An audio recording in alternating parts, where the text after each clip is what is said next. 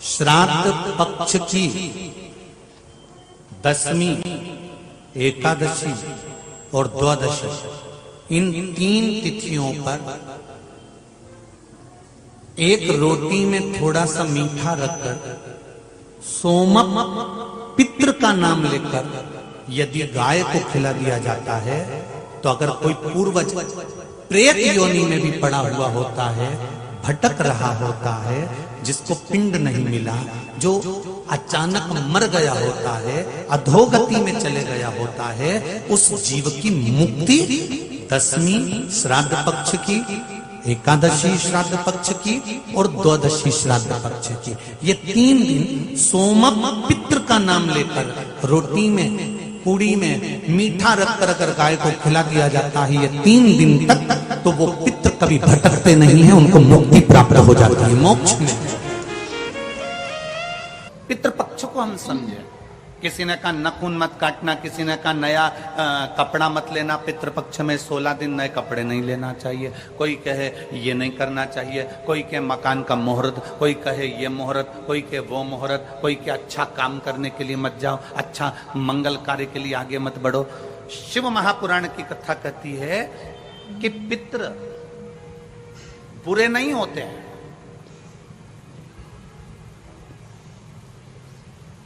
पितृ बुरे नहीं होते हैं। आज लोगों के मन में बड़ा भय हो जाता है।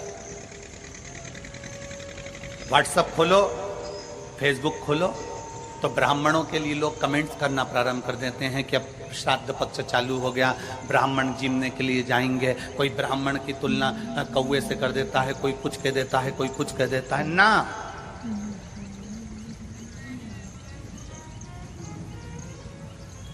गायत्री करने वाला ब्राह्मण, वेद पाठ करने वाला ब्राह्मण, संध्या करने वाला ब्राह्मण की तुलना किसी साधारण से नहीं होती, उसकी तुलना तो स्वयं नारायण और ब्रह्मा से होती है, स्वयं नारायण और ब्रह्मा से होती है। किसी ने कहा कि तुम अभी नया वस्त्र मत लो, पितृपक्ष चल रहा, नया काम मत चालू करो, पितृपक्ष चल रहा है। श्राद्ध का मतलब क्या है? श्राद्ध का मतलब है आपकी पूर्ण श्रद्धा, आपका पूर्ण विश्वास, आपका पूर्ण भरोसा। पूर्ण श्रद्धा, पूर्ण विश्वास, पूर्ण भरोसा।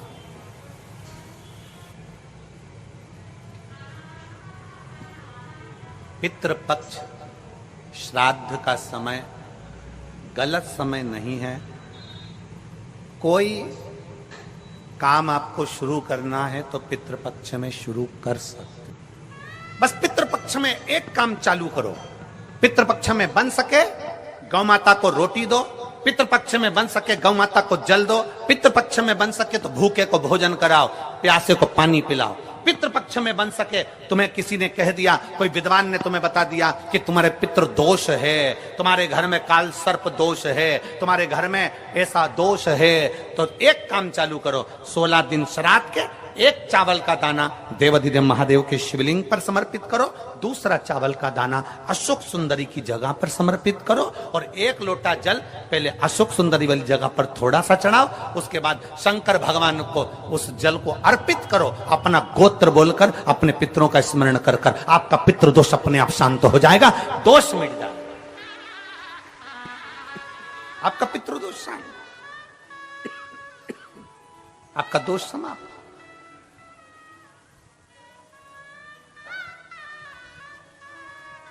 एक चावल का दाना शिवलिंग के ऊपर, एक चावल का दाना अशोक सुंदरी के ऊपर।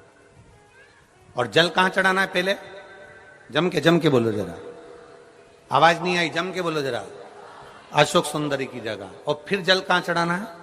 शिवलिंग के ऊपर, शंकर बाबा को क्या बोलकर? अपना गोत्र। जिसको गोत्र नहीं मालूम उसको एक चीज मालूम होना चाहिए, शंकर का नाम। श्री शिवाय नमस्तुभ्यम, ओम नमः शिवाय, नमः शिवाय, गौरी शंकर। शिव महापुराण की कथा कहती है, दक्ष दक्ष प्रजापति के पुत्रों को देवऋषि नारद ने भजन में लगा दिया। एक बेटी हुई जिसका नाम था स्वधा। क्या नाम है उसका? जम के बोलिए जरा, स्वधा। जितने लोग कथा सुन रहे हैं आस्था चैनल पर, पंडाल में, फेसबुक, यूट्यूब पर, तर्पण शिव महापुराण में इस नाम का उच्चारण 5 बार आप लोगों को करना है। यह स्वधा दक्ष प्रजापति की बेटी है और पितरों की धर्म पत्नी है। इस पितरों की धर्म पत्नी स्वधा का नाम लेने से अगर हमने कंडा, गोबरी, गाय का जो गोबर होता है कंडा, उसको जलाकर अगर धूप नहीं दी हो या किसी ब्राह्मण को भोजन आदि नहीं कराया हो या तिलांजलि तर्पण नहीं करा हो, पिंड नहीं दिया हो या श्राद्ध पक्ष में किसी को कोई दान ना करा हो तो उसका दोष ना लगे, उसके लिए तर्पण शिव महापुराण में पितरों की धर्म पत्नी स्वधा का नाम का स्मरण आप और हमको साथ में करना है। सभी लोग एक साथ में बोलेंगे, स्वधा स्वधा स्वधा स्वधा स्वधा। बस ये 5 बार जो उच्चारण आपने पितरों की धर्मपत्नी स्वधा का करा है, जिस समय पर पितृलोक से आर्यमा देव के साथ में हमारे यहां पर आते हैं, और मेरा बहुओं से निवेदन है, बेटियों से निवेदन है, माताओं से निवेदन है, मान लो आपको कोई ब्राह्मण देवता ने कहा कि आपके यहां पितृदोष है, आपको कह दिया कि पितृदोष है, तो आपको घबराना नहीं है कि महाराज जी मुझे क्या करना पड़ेगा। पितृदोष है, एक चावल का दाना घर में से लीजिए, हथेली पर रखिए, पानी का जो मटका होता है, हंडा होता है, पानी का जो मटका है, हंडा है, जहां पर रसोई घर में तुम पानी रखते हो, उस हंडे के पास में, मटके के पास में उस चावल के दाने को लेकर जाइए, अपने पितरों का स्मरण कर कर स्वधा स्वधा स्वधा स्वधा स्वधा 5 बार बोलकर शंकर भगवान के शिवलिंग पर, तुम्हारे घर में शिवलिंग हो तो घर में, और अगर मंदिर में शिवलिंग हो तो मंदिर में, उस चावल के दाने को चढ़ा दीजिए, कैसा भी पितृदोष होगा समाप्त हो। मात्र स्वधा का स्मरण बहुत।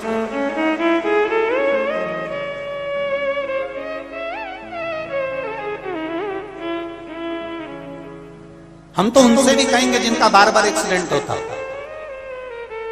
जो बार बार गिरते पड़ते रहते हो, बार बार एक्सीडेंट होता हो, बार बार उनको चोट लगती हो, बार बार, और उनको भी कहेंगे जिनको सर्दी की बीमारी या दमे की बीमारी या श्वास की बीमारी, उनसे भी कहेंगे कि श्राद्ध पक्ष में एक चावल के दाने का प्रयोग स्वधा नाम से अवश्य करें। चलने में दम नहीं भराएगी, श्वास नहीं भराएगी, और दूसरा जो सर्दी का जिसको कोटा होता है, बार बार सर्दी हो जाती है, निमोनिया हो जाता है, कफ बना रहता हूं, उनके लिए भी स्वधा नाम का स्मरण। महाराज स्वधा नाम का स्मरण।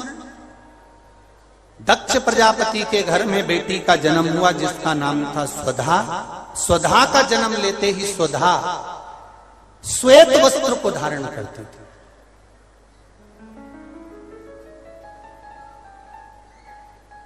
कोई वस्त्र अगर स्वधा पहन रही है तो श्वेत वस्त्र धारण कर रही है। एक दिन माता प्रसूति ने स्वधा को बुलाया। स्वधा आप इधर आओ। स्वधा आई। हाँ मां बेटी, जब घर में इतने सारे आभूषण हैं,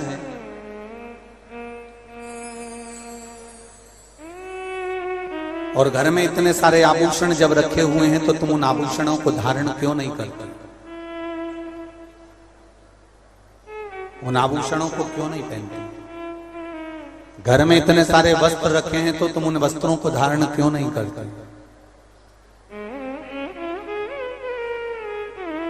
स्वधा कहती है मां। संसार सागर में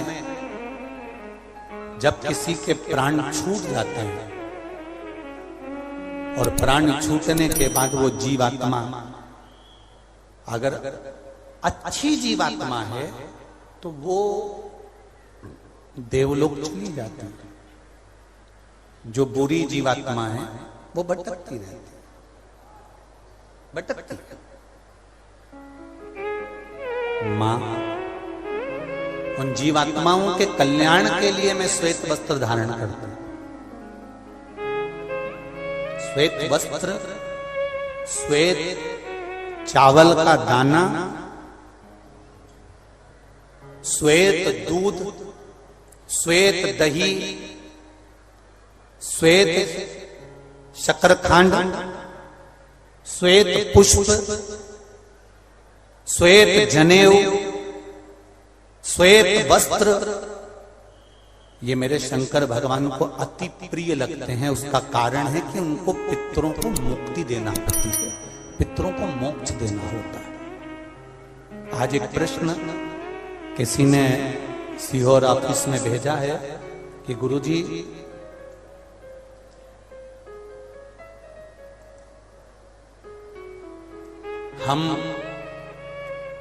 हमको श्राद्ध पक्ष में हम जो ब्राह्मण को भोजन कराते हैं या हम किसी को भोजन कराते हैं तो वो हमारी जीवात्मा को क्या वो मिलता है?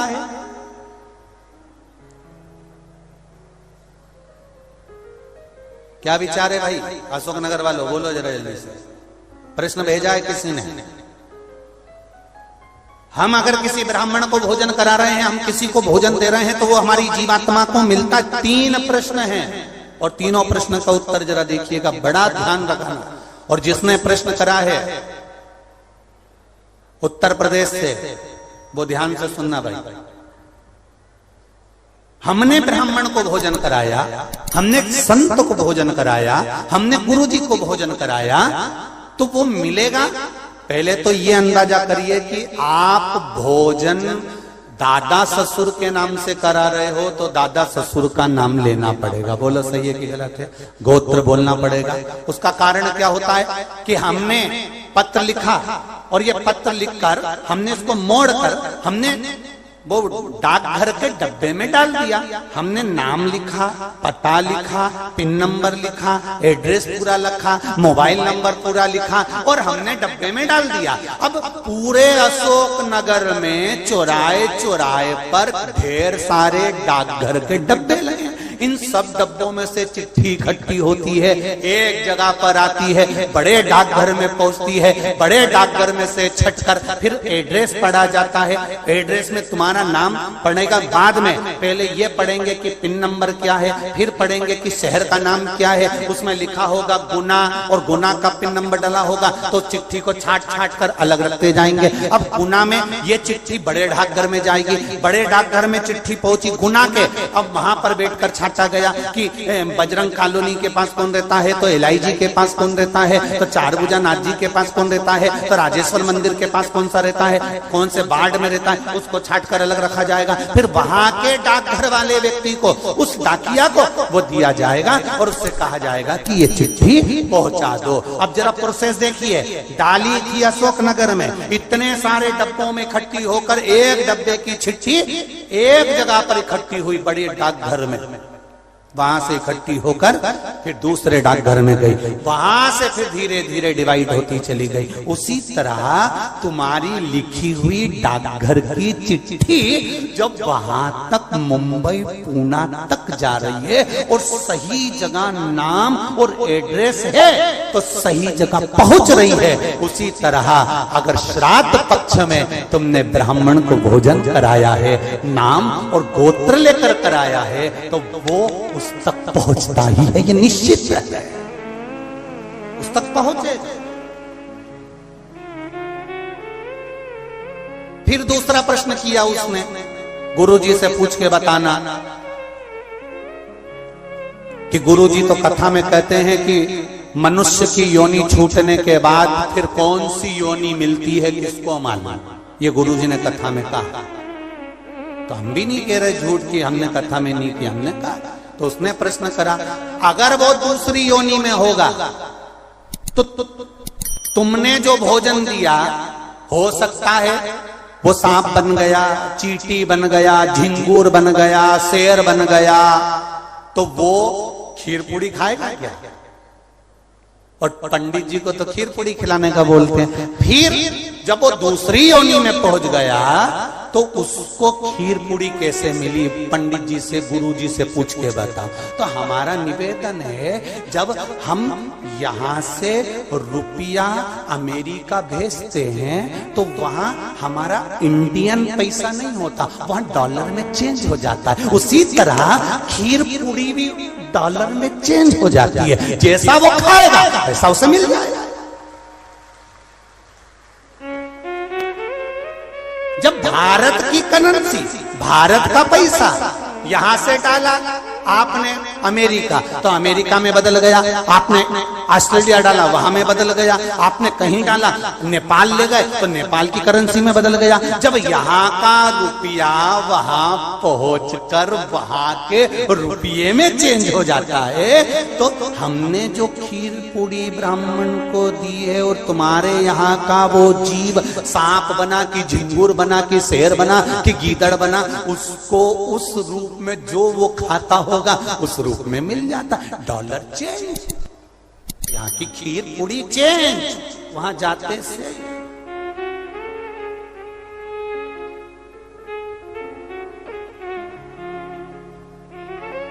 फिर तीसरा प्रश्न लिखा, अगर हमारे घर के पूर्वज शिव महापुराण की कथा सुन सुन के तर गए तो फिर हम श्राद्ध काय को करें? उनको तो मिलेगा ही नहीं, वो तो वैकुंठ पहुंच गए, फिर उनको श्राद्ध में भोजन कराने से मतलब क्या? तो हमारा इतना सा कहना है, यूपी वालों जो तुमने प्रश्न करा बहुत जोरदार करा रे, तो एक उत्तर और अच्छे से सुन लो कि मान लो तुमने अगर श्राद्ध में भोजन कराया और तुम कह रहे हो उनका तो मोक्ष हो गया शिव पुराण सुनकर, फिर श्राद्ध करने से कौन सा फायदा? तो तुम भोजन कराओ, ये भोजन का फल वहां जाएगा। जैसे तुमने कोई सामान या रुपया मुंबई भेजा तुम्हारे रिश्तेदार किया, और मुंबई में रिश्तेदार का मालूम पड़ा कि उनने घर छोड़ दिया या वो कहीं चले गए या वो कहीं समाप्त हो गए, तो वो रुपया, वो सामान तुम्हारा वापिस तुम्हारे पास आ जाएगा। तो तुमने जो पुण्य करा है अगर उसने नहीं लिया तो वो पुण्य तुम्हारे खाते में वापिस आ जाएगा। इसलिए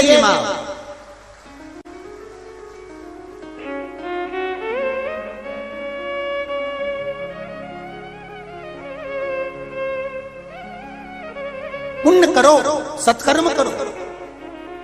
और कथा का स्मरण, बड़े बड़े किस्मत वाले हैं अशोकनगर वालों, बहुत बहुत किस्मत वाले हो, घर जाके नजर उतरवा लेना राई उन्नोन से। इतनी जोरदार किस्मत पायो कि तर्पण शिव महापुराण की कथा और कोई साधारण जगह पर नहीं, राजराजेश्वर की भूमि पर श्रवण कर रहे हो, कोई साधारण जगह नहीं। बाबा देवादिदेव महादेव राजेश्वर भगवान की भूमि पर श्रवण कर रहे हो, किस्मत वाले हो, तर्पण शिव महापुराण की कथा सुन रहे हो। और आज कथा का कौन सा दिन है? चौथा। कितने दिन बचे? 25 को समापन, अमावस्या, खीर पूड़ी खाओ और दूसरे दिन से फरियाल की तैयारी में लग जाओ।